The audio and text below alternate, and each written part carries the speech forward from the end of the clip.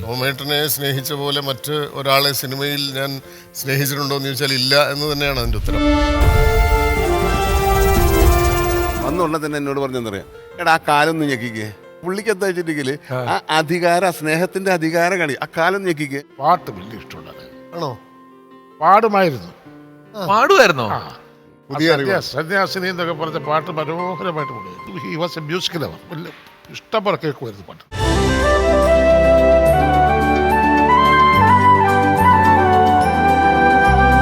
ഓർമ്മയിലെന്നും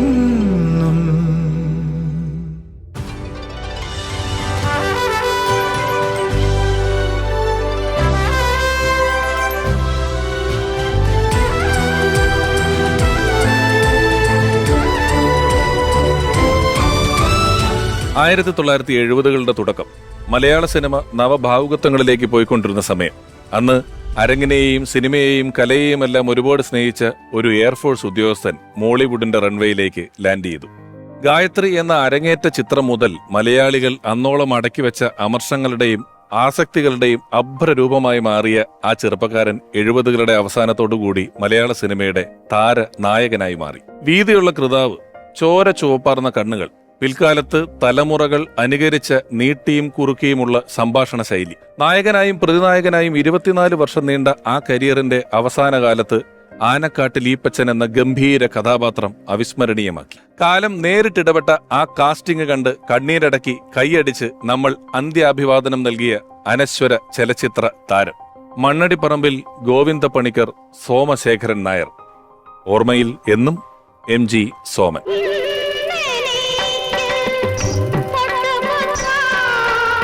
പക്ഷെ അവളൊന്ന് ഒച്ച വെച്ചിരുന്നെങ്കിലോ, ഒന്ന് ഉറക്കെ കരഞ്ഞിരുന്നെങ്കിലോ.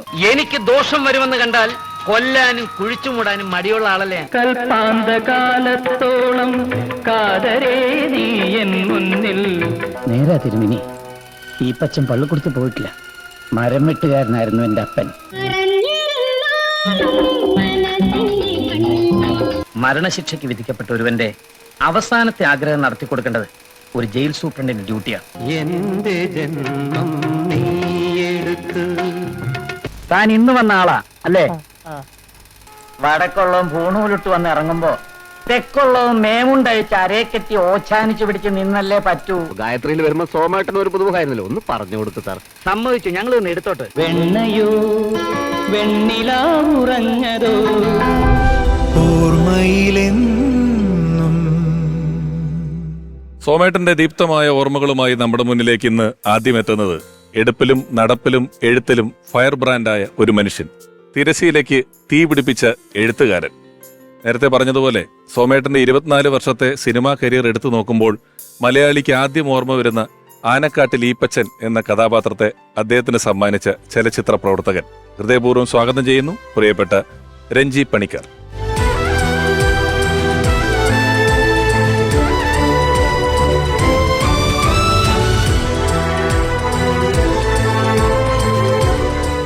ചേട്ടാ നമസ്കാരം. ഓർമ്മയിലെന്നും എന്നുള്ള പേരുള്ള ഈ പരിപാടിയിൽ സോമേട്ടൻ്റെ ഒരു എപ്പിസോഡ് ചെയ്യുമ്പം അദ്ദേഹത്തിന്റെ വലിയ 24 വർഷം നീണ്ട ഒരു കരിയറിൽ മലയാളിയോട് പെട്ടെന്ന് ഒരു കഥാപാത്രം പറയാൻ പറഞ്ഞാൽ ഇപ്പോഴേറ്റവും പെട്ടെന്ന് ഓർത്തു പറയുക ആനക്കാട്ടിൽ ഈപ്പച്ചൻ എന്ന് പറയുന്ന ഒരു കഥാപാത്രമാണ്. ഒരുപാട് നായക കഥാപാത്രങ്ങളും പ്രതിനായക കഥാപാത്രങ്ങളും ഒക്കെ അദ്ദേഹം ചെയ്തിട്ടുണ്ടെങ്കിലും മലയാള സിനിമയിൽ ഒരു അച്ഛൻ കഥാപാത്രം ഇത്ര ബോൾഡായി, ഇത്രയും സ്ട്രോങ് ആയി, ഇത്രയും പിന്നീട് ആളുകൾ കാലാതീതമായി എടുത്തു പറയുന്ന പള്ളിക്കൂടത്തിൽ പോയിട്ടില്ല എന്ന് പറയുന്ന ഡയലോഗ് ഉൾപ്പെടെ പറഞ്ഞ ഒരാളാണ്. എത്ര പേജ് ഉണ്ടായിരുന്നു ആ ഡയലോഗുകൾ അദ്ദേഹത്തിന്? എൻ്റെ ഈ സ്ക്രിപ്റ്റിൻ്റെ ലെഫ്റ്റ് സൈഡാണ് പൊതുവെ ഹെവി. നമ്മൾ സിനിമയിൽ കാണുമ്പോൾ അല്ലെങ്കിൽ കേൾക്കുമ്പോൾ ഡയലോഗ് വളരെ ഹെവി ആയിട്ട് തോന്നുമെങ്കിൽ അതിനേക്കാൾ ഹെവിയാണ് സ്ക്രിപ്റ്റിൻ്റെ ലെഫ്റ്റ് സൈഡ്. അപ്പം അങ്ങനെ നോക്കുമ്പോൾ ഒരുപാട് പേജസ് ഉണ്ട്. എനിക്ക് തോന്നുന്നു ആ സീൻ ഒരു 10, 50, 60 പേജ് ഉണ്ടാവും. അത് ആദ്യം അന്ന് ഒരു 4-5 പേജ് രാവിലെ എഴുതി കൊടുത്തു. ഞാൻ മിക്കവാറും അതിൻ്റെ ഒരു ഫൈനൽ ഷേപ്പിലുള്ള ഒരു സ്ക്രിപ്റ്റിലേക്ക് എഴുതി എത്തുന്നത് ഷൂട്ട് നടക്കുമ്പോഴാണ്. അപ്പോൾ സോമേട്ടനോട് രാവിലെ ആദ്യത്തെ ഒരു 3-4 പേജ് കാണിച്ചു കൊടുത്തപ്പോൾ കുഴപ്പമൊന്നുമില്ല. പിന്നെ ഇങ്ങനെ പതുക്കെ ഓരോ പേജായിട്ട് വരികയാണ്. അപ്പോൾ കുറച്ച് കഴിഞ്ഞപ്പോൾ സോമേട്ടന് ദേഷ്യം വന്നു. എന്തുകൊണ്ടാണ് ഇത് എത്ര നേരമായി ഇത് പറഞ്ഞുകൊണ്ടിരിക്കുന്നു, ഇതിന് മാത്രം ഡയലോഗ് എങ്ങനെ പറയുമെന്നൊക്കെ പറഞ്ഞിട്ട് വഴക്കുണ്ടാക്കി എൻ്റെ അടുത്ത്. ഈ ഡയലോഗ് സോമേട്ടൻ അങ്ങനെയാണല്ലോ. സോമേട്ടൻ ഈ വഴക്കുണ്ടാക്കാൻ ഒരു കാരണം നോക്കിയിരിക്കും രാവിലെ. ആ. അപ്പൊ സ്നേഹമുള്ളവരോടാണെങ്കിൽ ഏറ്റവും ഗംഭീരമായിട്ട് വഴക്കുണ്ടാക്കും. അപ്പൊ ഞാൻ ഇത് പറഞ്ഞേ പറ്റുള്ളൂ. ഇപ്പൊ തന്നാൽ ഞാൻ അങ്ങനെ കാണാൻ പഠിച്ചു പറയും. ഞാൻ ഇതൊക്കെ കാണാൻ പഠിക്കാൻ വേണ്ടിയിട്ടാണല്ലോ വന്നിരിക്കുന്നത്, അല്ല പിന്നെ MG സോമനെ എന്തിനാ വിളിക്കുന്നത്? അങ്ങനെ ആണ് അത് പറഞ്ഞത്. അതോ അന്നൊക്കെ ഫിലിമല്ലേ, റീടേക്കുകൾ എടുത്താല് സോമേട്ടന് അങ്ങനെ റീടേക്ക് ഒന്നും വേണ്ടി വരില്ല. ഇത് വഴക്കുണ്ടാക്കാൻ വേണ്ടി പറയുന്ന. സോമേട്ടൻ ഇത് വായിച്ചു കഴിഞ്ഞാൽ ഡയലോഗ്, ഒന്നാമത് നാടകത്തിന്റെ ഒരു വലിയ പരിശീലനം സിദ്ധിച്ച നടനാണ്. അപ്പോൾ സ്റ്റേജിൽ നിന്ന് വരുന്ന ഒരാളെന്നുള്ള നിലയ്ക്ക് ഡയലോഗ് കാണാതെ പഠിക്കുക എന്നുള്ളതെന്ന് പറയുന്ന വലിയൊരു പ്രയത്നമാണ്. അപ്പൊ കൊണ്ട് കൊടുക്കുന്നോണ്ടാ കൊണ്ട് കൊടുത്താൽ ചീത്ത വിളിച്ചിട്ട് പഠിക്കും. പഠിക്കുകയും അങ്ങനെ ഒരുപാട് ടേക്കൊന്നും വേണ്ടി വരില്ല. ഒന്നാമത് എനിക്ക് തോന്നുന്നു സോമേട്ടൻ അത്ര ഗംഭീരമായിട്ട് ഇൻവോൾവ് ചെയ്തിട്ടാണ് അഭിനയിച്ചിട്ടുള്ളത്. അത്രയധികം അത് ഹൃദയത്തിലേക്ക് അദ്ദേഹം എടുത്തു വെച്ചിട്ടുണ്ട്. അപ്പോൾ പറയാൻ ബുദ്ധിമുട്ടൊന്നും ഉണ്ടായിരുന്നില്ല. ടേക്കുകളുടെ എണ്ണം കൂടിയിട്ടൊന്നുമില്ല. അന്ന് ശാരീരികമായി ചെറിയൊരു അവശത അദ്ദേഹത്തിന് തോന്നി തുടങ്ങിയിരുന്ന കാലമാണ്. ഒരു രോഗാവസ്ഥ പ്രകടമായിരുന്നു അദ്ദേഹത്തിൻ്റെ ശരീരത്തിലും പ്രത്യേകിച്ച് കണ്ണിലുമൊക്കെ. അതൊരുപക്ഷെ ആ കഥാപാത്രത്തിനെ ഹെൽപ്പ് ചെയ്തിട്ടുണ്ടായിരിക്കും. പക്ഷെ പിന്നീട് നമ്മളെയൊക്കെ ഒരുപാട് ദുഃഖിപ്പിച്ചുകൊണ്ട് അല്ലെങ്കിൽ ഒരുപാട് വേദനിപ്പിച്ചുകൊണ്ടാണ് അദ്ദേഹം ആ സിനിമ അദ്ദേഹത്തിൻ്റെ അവസാനത്തെ സിനിമയാവുന്നു. ആനക്കാട്ടിൽ ഈപ്പച്ചൻ അദ്ദേഹത്തിൻ്റെ അവസാനത്തെ കഥാപാത്രമാവുന്നു എന്ന് പറയുമ്പോൾ അതൊരു വല്ലാത്ത അനുഭവം കൂടിയാണ് എന്നെ സംബന്ധിച്ചിടത്തോളം, അല്ലെങ്കിൽ ഞങ്ങളെയൊക്കെ സംബന്ധിച്ചിടത്തോളം. രഞ്ജേട്ടൻ എന്ന എഴുത്തുകാരന്റെ ഒരു ഫിലിം കരിയർ പരിശോധിക്കുമ്പോൾ എനിക്ക് തോന്നുന്നു ഏകലവ്യനും സ്ഥലത്തെ പ്രധാന പയ്യൻസ് ഒഴിച്ച് ബാക്കി എല്ലാ പടത്തിലും, അതുവരെയുള്ള എല്ലാ പടത്തിലും എനിക്ക് തോന്നുന്നത് തലസ്ഥാനം മുതലുള്ള എല്ലാ സിനിമയിലും ബാക്കി എല്ലാ സിനിമകളിലും സോമേട്ടൻ ഉള്ളിടത്തോളം കാലമുള്ള എല്ലാ സിനിമകളും എഴുതുന്നുണ്ട്. അതൊരു വ്യക്തിബന്ധത്തിന്റെ കൂടെയാണത്. അല്ലെങ്കിൽ ചിലപ്പോൾ അങ്ങനെ സംഭവിക്കുമായിരുന്നില്ല. സോമേട്ടനെ നമ്മൾ ഭയങ്കരമായിട്ട് സ്നേഹിച്ചു പോകും. സോമേട്ടനെ സ്നേഹിച്ച പോലെ മറ്റ് ഒരാളെ സിനിമയിൽ ഞാൻ സ്നേഹിച്ചിട്ടുണ്ടോ എന്ന് ചോദിച്ചാൽ ഇല്ല എന്ന് തന്നെയാണ് അതിൻ്റെ ഉത്തരം. അത്രയധികം സ്നേഹിക്കുകയും അത്രയധികം ബഹുമാനിക്കുകയും ചെയ്തിട്ടുള്ള ഒരാളാണ് ആ കാലത്ത്. സോമേട്ടനും അങ്ങനെയാണ്. സോമേട്ടൻ സ്നേഹിക്കുമ്പോൾ സോമേട്ടൻ നിങ്ങളെയാണ് ഏറ്റവും കൂടുതൽ സ്നേഹിക്കുന്നത് എന്ന് അനുഭവിച്ച ഒരുപാട് ആളുകളുണ്ട്. അപ്പോൾ എല്ലാവരെയും ഒരേ അളവിൽ സ്നേഹിക്കുന്ന ആളായിരുന്നു സോമേട്ടൻ. അപ്പോൾ അതുകൊണ്ട് അതൊരു സവിശേഷ വ്യക്തിത്വം എന്ന് തന്നെ വേണം പറയാൻ.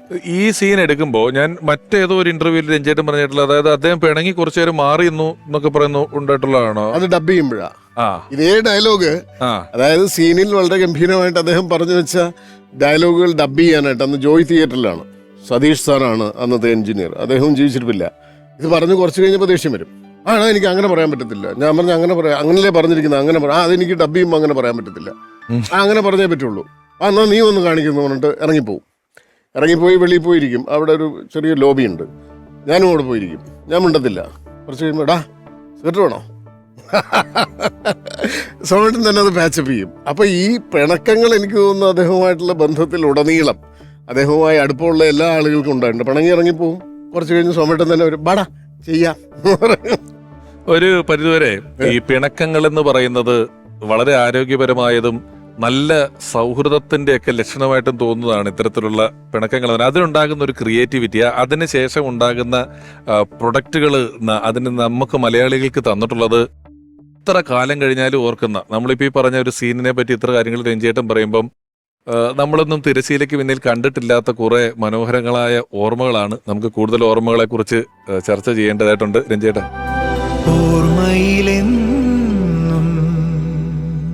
രഞ്ജേട്ടൻ ഞാനിപ്പോ പറഞ്ഞു എഴുതിയ 80% സിനിമകളിലും സോമേട്ടൻ ഉണ്ടെന്നല്ല. അതെ അതെ. സിനിമയ്ക്ക് മുമ്പ് രഞ്ജേട്ടൻ ഒരു ഇല്ലെങ്കിലും ചീത്ത വിളിക്കും. ഞാനില്ലേ ഈ സിനിമയിൽ ഇല്ലെങ്കിൽ അതുകൊണ്ട് ഞാൻ ചോദിക്കാൻ വന്നത്, ഈ സിനിമയ്ക്ക് മുമ്പ് രഞ്ജേട്ടൻ ഒരു പത്രപ്രവർത്തകന്റെ കാലഘട്ടമുണ്ട്. പത്രപ്രവർത്തകൻ എന്ന് പറയുമ്പോഴും സിനിമാക്കാരുമായിട്ട് കാണാനും സംസാരിക്കാനും ഒക്കെ ഒരുപാട് ഭാഗ്യം ലഭിക്കുന്ന ഒരു ജോലിയാണ്. ആ കാലഘട്ടത്തിൽ സോമേട്ടനെ കണ്ടിട്ടുണ്ടോ, വേണ്ടിയിട്ടുണ്ടോ, പരിചയപ്പെട്ടിട്ടുണ്ടോ? പത്രപ്രവർത്തകൻ എന്ന നിലയ്ക്കാണ് ഞാൻ സോമേട്ടനെ പരിചയപ്പെടുന്നത്. ഏത് ലൊക്കേഷനാണെന്ന് എനിക്ക് കൃത്യം ഓർമ്മയില്ല. ഊട്ടിയിലാണ്. ഞാൻ റിപ്പോർട്ടറായിട്ട് അവിടെ ചെല്ലുന്നു.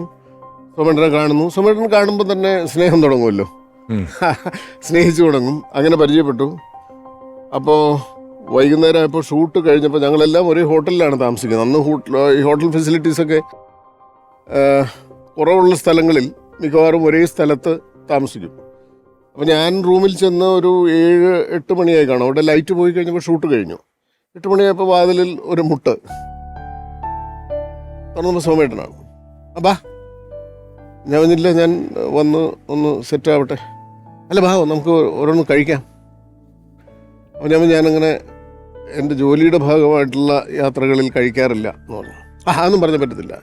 ഞാൻ ഒരിക്കലും അങ്ങനെ ഒരു സിനിമ വൃത്തങ്ങളിൽ അത്തരം സൽക്കാരങ്ങളിൽ പങ്കെടുക്കാതിരിക്കാൻ ശ്രദ്ധിക്കുന്ന ഒരു കാലമാണ്, പത്രപ്രവർത്തകനായതുകൊണ്ട്. അതിൻ്റെ ഒരു നിഷ്ഠ, ഒരു ബലം പിടുത്തമുള്ളതുകൊണ്ട്. പക്ഷെ സോമേട്ടൻ്റെ മുന്നിൽ നമ്മൾ ആദ്യമായിട്ടത് അടിയറവ് വയ്ക്കുകയാണ്. എന്നെ പിടിച്ച് പല ഈ തണുപ്പത്ത് പിന്നെ ഒരെണ്ണം അടിക്കാതെ അങ്ങനെ ഇരിക്കുന്ന വിളിച്ചുകൊണ്ട് പോയി അവിടെ തുടങ്ങുകയാണ്. അതിനുശേഷം പല ലൊക്കേഷനുകളിൽ കാണും. അപ്പോൾ എൻ്റെ വീട് ആലപ്പുഴയാണ്, നെടുമുടിക്കാരനാണ്, ഇതൊക്കെ ചോദിച്ച് മനസ്സിലാക്കി. പിന്നെ ഒരു ദിവസം ഞാൻ വീട്ടിൽ ചെല്ലുമ്പോൾ അമ്മ പറഞ്ഞിടാ MG സോമൻ വന്നിരുന്നു. അപ്പോൾ ഞാൻ ചോദിച്ചു അതെങ്ങനെ? അന്ന് ഈ ഫോണൊന്നും ഇല്ലല്ലോ. എടാ നിൻ്റെ വീട്ടിൽ ഞാൻ പോവുകയാണ്, അല്ലെ നിൻ്റെ വീട്ടിൽ ഞാൻ പോയിരുന്നു എന്നൊന്നും പറയാനില്ലല്ലോ. ആലപ്പുഴയുള്ള എൻ്റെ വീട്ടിൽ പോയി. അന്ന് അച്ഛനും അമ്മയൊക്കെ വീട്ടിലുള്ള ദിവസമാണ്, ജോലിയില്ലാതെ ഒഴിവുള്ള ദിവസമാണ്. ചെന്നു, പരിചയപ്പെട്ടു. സോമേട്ടനെ അങ്ങോട്ട് പരിചയപ്പെടുത്തുന്നുണ്ടല്ലോ. അവർക്ക് വലിയ അത്ഭുതമായി. കാരണം ഞാൻ ഇതിലെ പോയപ്പോൾ അവൻ്റെ വീട് ആ സമയത്ത് ഞാൻ വെറും ഒരു പത്രപ്രവർത്തകൻ മാത്രമാണ്. ആ ചെറിയ മേൽവിലാസമേ എനിക്കുള്ളൂ. അവിടെ വീട്ടിൽ പോയി എൻ്റെ അച്ഛനെയും അമ്മയും കണ്ടു. അത് കഴിഞ്ഞ് പിന്നെ അവിടെ കയറി ഏതോ യാത്രയുടെ ഇടയ്ക്കാണ്, ആലപ്പുഴ എന്തോ ഷൂട്ടിന് വന്നാണെന്ന് തോന്നുന്നു. അങ്ങനെയാണ് സോമേട്ടൻ ഈ ഒരു ആധിപത്യം സ്ഥാപിച്ചെടുക്കുന്നത്. സ്നേഹം കൊണ്ട് നമ്മളുടെ മേൽ സമ്പൂർണമായ ഒരു അധീശത്വം സ്ഥാപിച്ചെടുക്കും. പിന്നെ എൻ്റെ മക്കൾ അന്ന് പഠിക്കുന്നത് ചെങ്ങന്നൂരാണ്, എൻ്റെ വൈഫിൻ്റെ വീട്ടിലാണ് അവർ താമസിച്ച് പഠിക്കുന്നത്. അപ്പോൾ തിരുവല്ലയിൽ നിന്ന് ചെങ്ങന്നൂർ വലിയ ദൂരമില്ലല്ലോ. എനിക്കൊന്ന് സോമേട്ടൻ്റെ വീടിൻ്റെ അവിടുന്ന് എൻ്റെ വീട്ടിലേക്ക് ഒരു 10 കിലോമീറ്ററിൽ താഴെയുള്ളൂ. അങ്ങനെ ഇരിക്കുമ്പോൾ നേരെ വീട്ടിൽ പോയി. സോമേട്ടൻ വെറുതെ ഇരിക്കുന്ന ദിവസം കാറെടുത്ത് വീട്ടിൽ പോയി എൻ്റെ മക്കളെ രണ്ടുപേരെയും കയറ്റി ഐസ്ക്രീമൊക്കെ വാങ്ങിച്ചെടുത്ത് തിരിച്ചു വരും. ഇത് ഞാൻ പറയുന്നത്, ഞാൻ അങ്ങനെ ഒരു സോമേട്ടൻ്റെ പരിഗണനയിലോ ഒരു കെയറിലോ വരേണ്ടുന്ന തരത്തിൽ ഏതെങ്കിലും സ്ഥാനത്തുള്ള ഒരാളല്ല. അങ്ങനെ ഒരാളുടെ ഒരു അകാരണമായ സ്നേഹം അല്ലേ? എനിക്ക് തോന്നുന്നത് അത് സോമേട്ടന് ഒരുപാട് ആളുകളോടുണ്ടായിരുന്നു. ഞാൻ അങ്ങനെ ഒരുപാട് ആളുകളെ സോമേട്ടന് ചുറ്റും കണ്ടിട്ടുണ്ട്. ഒരുപക്ഷെ സോമേട്ടൻ നിൽക്കുന്ന ഒരു തട്ടിന് വളരെ താഴെ, ഒരുപക്ഷെ തൊഴിൽപരമായിട്ട് അല്ലെങ്കിൽ സ്റ്റാർഡം കൊണ്ടൊക്കെ നിൽക്കുന്ന ഒരു അഗണ്യർ എന്ന് വേണമെങ്കിൽ നമുക്ക് വിളിക്കാവുന്ന ആളുകളെ പോലും ചെന്ന് കാണുകയും അല്ലെങ്കിൽ എവിടെയെങ്കിലും ചെന്നാൽ അവരെയൊക്കെ വിളിച്ചു വരുത്തുകയും സൽക്കരിക്കുകയും സ്നേഹിക്കുകയും ഒക്കെ ചെയ്യുന്ന ഒരു വലിയ, ചില ആളുകൾ സ്നേഹിക്കപ്പെടുന്നതിനേക്കാൾ സ്നേഹിക്കാൻ ഇഷ്ടപ്പെടുന്ന ആളുകളുണ്ട്. അവർക്ക് അതൊരു വലിയ സന്തോഷം. അതൊരു പ്രിവിലേജാണ്. സ്നേഹിക്കുക എന്ന് പറയുന്ന ഒരു പ്രിവിലേജാണ്. ഇപ്പോൾ സോമേട്ടൻ്റെ 25ാം ചരമവാർഷികത്തിൻ്റെ അന്ന് കമലഹാസൻ സ്വന്തം പോക്കറ്റിൽ നിന്ന് പണം മുടക്കി ഹെലികോപ്റ്റർ ചാർട്ടർ ചെയ്ത് കേരളത്തിൽ വന്ന്, കൊച്ചിയിൽ വന്ന് ഹോട്ടലിൽ റൂം എടുത്തിട്ട് ഒരു പറ്റം അംഗരക്ഷകർക്കൊപ്പം, ഇവരുടെ മുഴുവൻ അകമ്പടിയോടുകൂടി അദ്ദേഹം ആ പരിപാടിയിൽ വന്ന് പങ്കെടുത്തിട്ട് പോയി. അത് സ്നേഹം കൊണ്ട് മാത്രം പിടിച്ചു പറ്റാം. അത് സ്നേഹം കൊണ്ട് മാത്രമേ പറ്റുള്ളൂ. ചിലപ്പോൾ കമലഹാസനെ പോലൊരു നടനെ നമ്മൾ പണം കൊടുക്കാമെന്ന് പറഞ്ഞാലോ, ഡേറ്റ് എടുക്കണമെന്ന് പറഞ്ഞാലോ. അദ്ദേഹത്തിന് സോമേട്ടന്റെ പേരിലുള്ള ആദ്യത്തെ ആ ഫൗണ്ടേഷന്റെ ആദ്യത്തെ അവാർഡ് കൊടുത്തു. ആ തുകയും കൂടെ അദ്ദേഹം ആ ഫൗണ്ടേഷൻ സംഭാവന ചെയ്തിട്ടാണ് പോയത്. ഈ പറയുന്ന ഒരു ഇവന്റ് എന്ന് പറയുന്നത് ഒരു മനുഷ്യനോട് മറ്റു മനുഷ്യർക്കുണ്ടാകുന്ന സ്നേഹത്തിന്റെ 25 വർഷത്തിന് ശേഷം കമലഹാസൻ അദ്ദേഹത്തെ എത്രയധികം ഹൃദയത്തോട് ചേർത്ത് പിടിക്കുന്നത് കൊണ്ടാണ്. അങ്ങനെ കമലഹാസന് വളരെ തിരക്കുള്ള സമയമാണ്, അദ്ദേഹത്തിൻ്റെ ഏതോ ഷൂട്ട് നടക്കുന്ന സമയമാണ്. ഒരാൾ മരിച്ച് 25 വർഷത്തിന് ശേഷം അതേ തീവ്രതയോടുകൂടി ആ ആളെ സ്നേഹിക്കണമെങ്കിൽ ആ ആൾ എന്തായിരുന്നിരിക്കണം.